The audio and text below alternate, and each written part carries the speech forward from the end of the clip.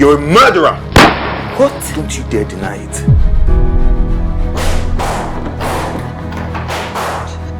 Eddie, what are you doing? Eddie! You like say, okay, Eddie and Madam, they fight. Eddie! Leave me! Eddie! I'm not eating that trash. I am not going to eat that trash. Eddie, you call my food trash? Trash! Everything about you is trash.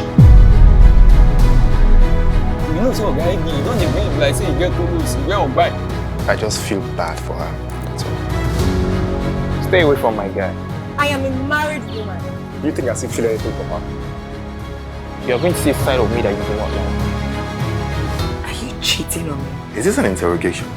I need to know. You need to know nothing. What you concern me? It's in my own business. Eddie! Eddie! Eddie! Eddie! How dare you call me a murderer?